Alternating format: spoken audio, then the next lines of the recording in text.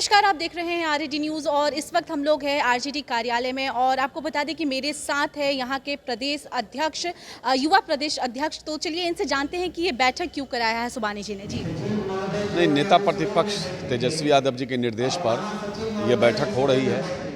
कल जिला अध्यक्षों की बैठक थी प्रधान महासचिव के साथ। आज प्रदेश के सभी महासचिव, सचिव, उपाध्यक्ष, प्रवक्ता, प्रदेश के सभी पदाधिकारियों की बैठक है और आज हम लोग चरणबद्ध आंदोलन का घोषणा भी करने वाले हैं। जिस तरह से बिहार की जनता ने तेजस्वी यादव जी को मैंडेट दिया मुख्यमंत्री बनाने के लिए, क्यों दिया? क्योंकि इस वक्त की जो बिहार की हुकूमत थी, इससे पहले नीतीश कुमार जो अभी भी हैं, उनसे बिहार की जनता ऊब चुकी थी। 56 घोटाला और अपराधियों को संरक्षण देना, बिहार में बलात्कार, लूट, अपहरण, हत्या एक उद्योग बन चुका है और सीधा मुख्यमंत्री आवास से अपराधियों को संरक्षण दिया जाता है। इन सारे मुद्दों और बेरोजगार नौजवान, बेरोजगारी चरम पर है। मजदूर भी बाहर गए और बाहर से पैदल चल के आए, उनके लिए भी कोई यहाँ उपाय नहीं है। इन सारे मुद्दों के लिए शिक्षा बर्बाद है, स्वास्थ्य के लिए कोई जगह ही नहीं, कोई हॉस्पिटल नहीं। कोई आदमी बीमार पड़ जाए तो उसको दिल्ली जाना पड़ेगा।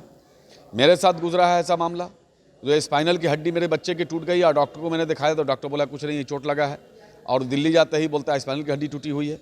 तो इस तमाम लोग परेशान हाल हैं, शिक्षक परेशान हैं, बीमार परेशान है, गरीब परेशान है, मजदूर परेशान है, किसान परेशान है, अरे पूरी इंसानियत परेशान है, महिला परेशान है। तो बचा क्या? तो बिहार की जनता ने तेजस्वी जी को मैंडेट दिया, लेकिन इन मक्कारों ने जो षड्यंत्र करके उस मैंडेट को फिर से चोरी किया, फिर से 2017 में भी चोरी किया था इन लोगों ने, फिर से चोरी किया।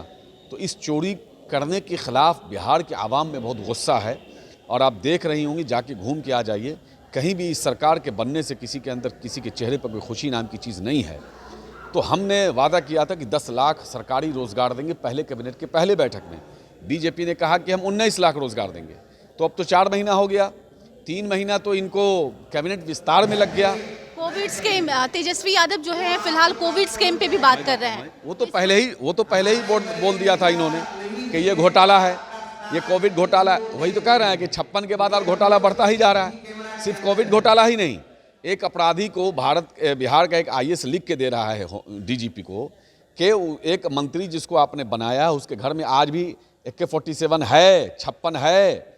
और अब ये तो पूरा मंत्रिमंडल अपराधियों से भरा हुआ है। कौन अपराधी नहीं है इस मंत्रिमंडल में, बताइए? तो ये 3C की बात करने वाले नीतीश कुमार जी, क्या मतलब इनको शर्म नहीं है? सुभानी जी, सत्ता और आप देखिए ना, हाथरस जैसा कांड बिहार में हो रहा है। 5 बजे के बाद कोई माँ नहीं चाहती है कि मेरी बेटी मेरे घर से निकले, कोई बाप नहीं चाहता है कि मेरी बेटी, मेरा बेटा घर से निकले, क्योंकि उसको पता नहीं है कि 5 बजे के बाद निकलने के बाद वापस आएगा कि नहीं आएगा, इसकी गारंटी नहीं है। बिहार से व्यवसायी पलायन कर रहे हैं, सारे व्यवसायियों का 10 करोड़, 15 करोड़, 5 करोड़, 1 करोड़ का सोना लुटा रहा है, सामान लुटा रहा है, पैसा लुटा रहा है, बैंक लुटा रहा है। सारे इश्यूज़ हैं और बिहार की जनता पूरी तरह से त्रस्त है। केंद्र सरकार बीजेपी वही कर रही है, बैंक बेच रही है, रेलवे बेच रही है, LIC बेच रही है, मतलब सब बिक जाए, निजीकरण हो जाए ताकि आरक्षण स्वतः ख़त्म हो जाए। तो इन सारे मुद्दे को लेकर हम लोग बड़ा जन आंदोलन शुरू करने जा रहे हैं। और आपने चोरी से सत्ता तो हासिल कर लिया है, लेकिन बिहार के लोगों के दिलों पर राज तेजस्वी जी कर रहे हैं। इसलिए लालू जी की विचारधारा को हम लोग गांव-गांव तक जाएंगे और संघर्ष का रास्ता चुनेंगे और बिहार की जनता की ताकत से इनको झकझोर के इनको उतार देंगे।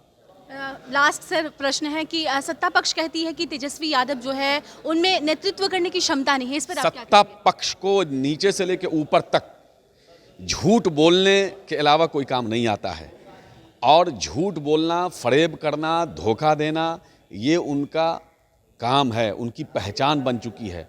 आप नज़र उठा लीजिए, किस दिन सच बोलते हैं, झूठ बोलते हैं।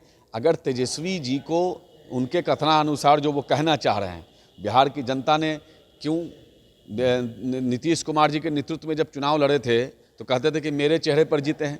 तेजस्वी जी अपने चेहरे पर जीते तो 100 सीट हम जीते हुए थे, 25 सीट इन्होंने बेईमानी की है, माने उनके ज़माने से भी ज़्यादा। खुद उनका अपना सीट पिछले बार से ज़्यादा डबल वोट से जीते।